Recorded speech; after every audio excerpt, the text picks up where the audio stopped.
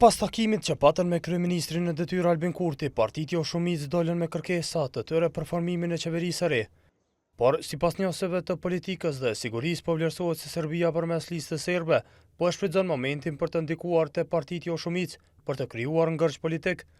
Gazetari Muhamet Hajrullah thotë se ndikimi i mundshëm të partitë të komuniteteve krijon pengesë në krijimin e institucioneve. Ndikimi i Serbisë dhe ndikimi i listës serbe, ma drejt për drejt, ditën e kaluar me ndikimin e Radojićit te lista serbe, te njëri prej deputetëve, për shembull zoti Adem Hoxha, i cili është i rizgjedhur, më vjen mirë që ajo taku dje me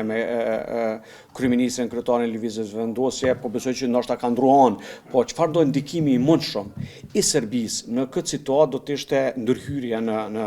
le të themi në ato në krijimin apo pengesa në krijimin e institucioneve të Republikës Kosovës. E sipas njësit të sigurisë Avni Islami, lista serbe pati ndikim në kërkesën që bëri Duda Balje nga Partia Unioni Social-Demokrat për formimin e një komune bosnjake. Këtë është duke shfrytzuar ndasit politike dhe kryenësinë e subjekteve politike shqiptare. Prandaj subjektet politike shqiptare do ta kenë parasysh dhe të jenë vetëdijshëm se Serbia punon këtë drejtim dhe në vazhdimsi ka punuar që përmes listës sërbske ta defunksionalizoj shtetin e Kosovës, pra institucionet e Kosovës. Më 8 prill, kryetari i Kuvendit të Kosovës Glauko Njufca ka thirrur në takim përfaqësuesit e subjekteve politike për të diskutuar rreth konstituimit të seancës, e cila mbahet më 15 prill, ku pritet të bëhet betimi i deputetëve.